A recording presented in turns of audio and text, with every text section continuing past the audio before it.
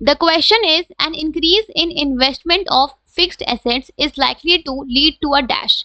तो यहाँ पे अगर आप अपने फिक्स्ड एसेट्स में इन्वेस्टमेंट को इंक्रीज करते हो तो इन दैट केस इसका इम्पैक्ट वर्किंग कैपिटल की रिक्वायरमेंट में क्या आएगा? आपकी जो वर्किंग कैपिटल की रिक्वायरमेंट है वो इंक्रीज होगी, डिक्रीज होगी, या फिर इसमें कोई चेंज नहीं आएगा? सी, जब भी आप अपने फिक्स्ड एसेट्स के इन्वेस्टमेंट में को इंक्रीज करोगे then in that case proportionately आपकी वर्किंग कैपिटल की रिक्वायरमेंट भी इंक्रीज करेगी।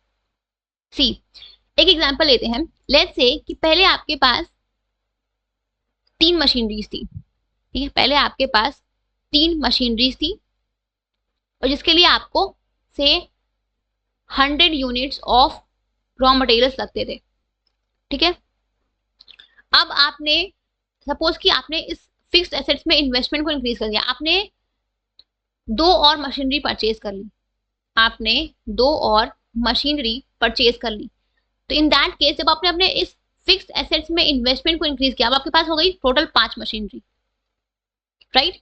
तो आपको अब ये 2 मशीनरी जो आपने परचेज करी है तो इसमें इसको आपने ऐसे ही आप रखोगे तो नहीं ना, आपने ऑब्वियसली इसको अपने प्रोडक्शन पर्पस के लिए परचेज किया होगा, राइट। तो यहाँ पे इनको अब इस मशीनरी को ऑपरेट करने के लिए आपको क्या चाहिए? रॉ मटेरियल्स चाहिए, लोग चाहिए, राइट। तो आप लेट्स से कि अब आपको 70 यूनिट्स ऑफ रॉ मटेरियल चाहिए होंगे इस मशीनरी को चलाने के लिए, ऑप्टिमली यूज करने के लिए आपको 70 यूनिट्स ऑफ रॉ मटेरियल चाहिए।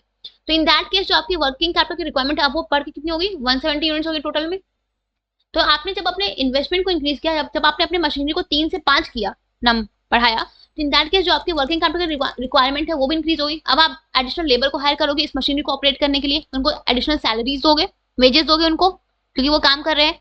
तो आपकी जो वर्किंग कैपिटल की रिक्वायरमेंट है वो तो इंक्रीज हुई ना, right.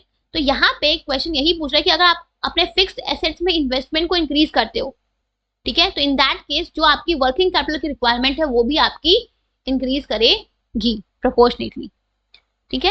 so it will increase in the working capital requirement will be your correct answer, ठीक है, clear।